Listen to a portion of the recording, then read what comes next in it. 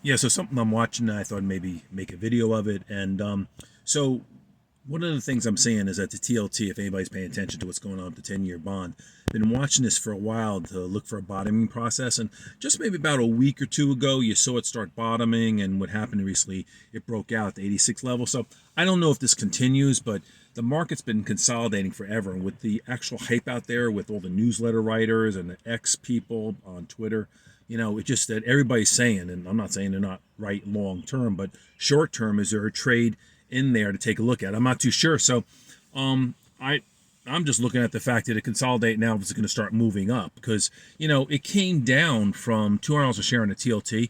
So it came down, I guess, 50% down to the 86, 87. It broke out last year, I think, popped up to about 100, came back down again. So depending on where you get in the trade, or if you're in the trade or you want to bother looking at it, just that it seems like it might be a play. It's funny. I just came back from the library. I'm looking at all these semiconductor and I guess primarily semiconductor stocks, STX and obviously MU. There was another one, Dell, which is basically just a straight computer stock. Because I look at IBD a lot for ideas, and they were coming up as like the number one sector. I think computers were number one sector, and semiconductors were number two. And man, I'm looking at potentially I'd luck out if I got 100% trade on the bond. But in the meantime, I'm getting a 4.5%. But those semiconductors, some of these computer stocks went up such a hundreds of percents last year, or actually not even last year. Just in the past 6 months, they've gone up a tremendous amount, and that slipped by me. I didn't actually catch any of it. I caught some of it or a lot of it with the SMH, but I wasn't paying attention to each individuals, and because if they did, or if I did rather, it would have been a little bit easier maybe to take some positions, and I could have basically just went in big with a ETF, but then went in some small on some individual issues. It would have been really the way to handle the trade. I was really kind of disappointed in myself for not seeing that. Nobody actually alerted me to it either. So unfortunately. But something I am paying attention to it now, only because, one thing we did do really well over the past couple months or years was the, obviously the precious metals. And that popped so much for me last year. That was anywhere between 100 and 300%, depending on, what you're in. One thing I was playing was SVM. That was a nice trade stock, but I went heavy in it. But I was eager to get out because I was kind of concerned on the geopolitical consequence of that stock. So I was primarily heavy in SLV, which after it pulled back, it's just something I'm looking at right now. And you wonder to yourself, is this going to continue dropping? Because man, it's been a bloodbath. And it's interesting because at the top, you went onto YouTube videos, and man, the euphoria that was in some of these videos telling you that this was going to keep on going to 150 to 200, 250, 300. Everybody was coming out of woodwork, all of a sudden becoming a silver expert. So that's what I primarily look for. And what I happened to do this morning is I went through my account and I want to see some of the sales that I got, because I'm saying to myself, now that I'm not saying there's entry points or not, but in other words, the price is so cheap that I'm starting to take a look at things. So if I want to actually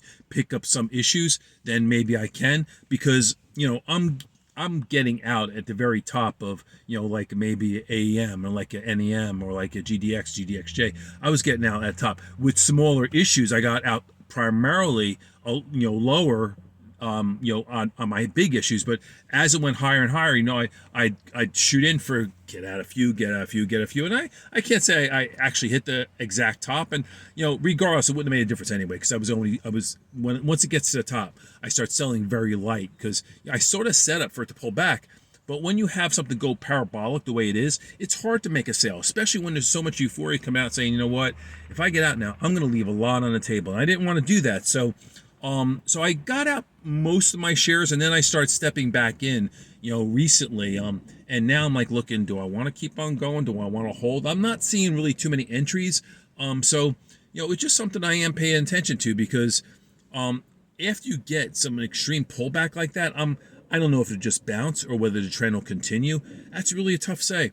I don't really like where the market is in general right now based upon the Case-Shiller index and the Buffett indicator, but I'm looking for something to actually, trade or invest in. I don't know how you want to put it, but, in other words, I see the market, I'm just going to keep on following the trend on obviously the major indices. As far as the precious metals and the bonds, I mean, those are trades. I don't know where that's going to start generating income for me or not. I really can't say to move forward. I just thought I'd bring that to attention because The metals haven't really started consolidating yet. Maybe you'd call this consolidation, but back and forth in a very aggressive manner. It was funny the other day. Well, not funny, obviously. This guy in X had to liquidate, and he's been putting every paycheck, he said, in since January into TLT and to SLV or silver stocks in general. And like he got so raped that he started covering because he's like, this is going down every day. I'm like losing my shirt. I don't even know how to tell my wife.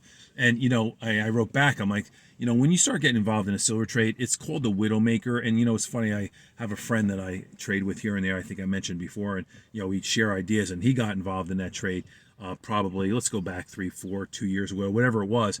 And man, he just got so crushed because it just moves so far against you that if you don't, are hard against you, far and hard actually against you, that if you don't watch your position and or manage the size of the position, it's, you could actually you can get beaten really fast. And just, it doesn't even give you time to get out. Because I always try to stick with a 8%, loss rule, So, and silver, I got to tell you, man, it moves so fast. I mean, it went down I just recently went from 80 to 70 in a day and was $10 on, so that's like 12%, something like that, so that could happen like overnight. And, when it happens like that, then it really messes up your trades. But, as far as trying to actually keep it to an 8% stop loss rule, but nonetheless, something I'm looking at. I thought I'd post this, and I'm going to try to pick it up a little bit more and be a little more active on this because I just have a little bit more time recently since, I don't really, there's been so much news and so much volatility. If I see a price point I want to get in, like the other day, I got an XLF and I'm already covering a little bit. AWK, which is American Water. I was like, I got in, but I'm already covering a little bit. I got a $4 or $5 pop. I'm like, and I'm not saying this won't be good for the long term, but I'm already heavily invested in interest rate exposure. So I'm like, if I get some money in the intermittent, that's cool, but I'm already in it hard for the long-term interest rate. So I'm like, let's see where this ends up. But anyway, that's my post for the moment. All right. Thank you very much, guys. See you.